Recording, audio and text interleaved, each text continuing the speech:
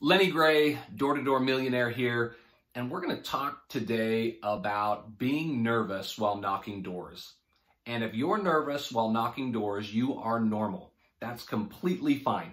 In fact, even with 20 plus years of experience knocking doors, every year I go out and I start knocking doors and showing my sales reps how to do it.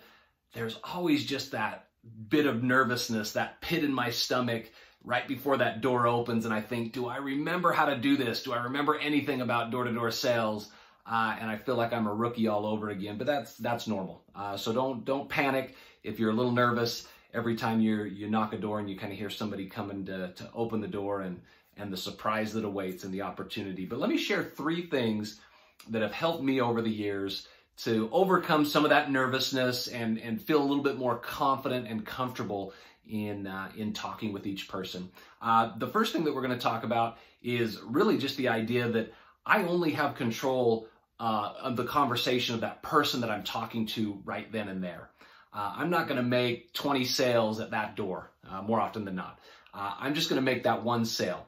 And so that contact, that person that I'm talking to, I have to focus on them. I have to make sure that I'm giving them my best effort and I'm only worrying about my conversation with them. Things that have happened in the past or things that might happen in the future, I can't think about that. That's not something that needs to enter my mind, just focusing on that person.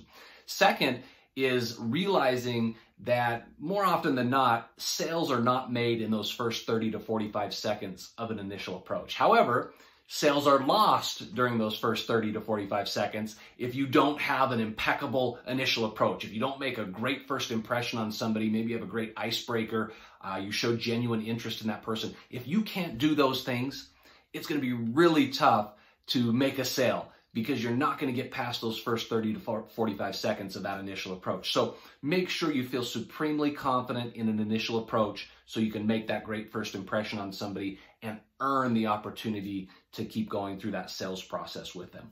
And then finally, just take something from every rejection that you've learned that you can apply or correct the next time you have an opportunity that somebody says something similar, the same thing. I remember my first year, I was probably a few weeks in, I'm knocking doors in Birmingham, Alabama, and I come off a doorstep and I'd heard a rejection, and then I kind of thought to myself, you know what, all day I have not heard something new that I hadn't heard the last few weeks.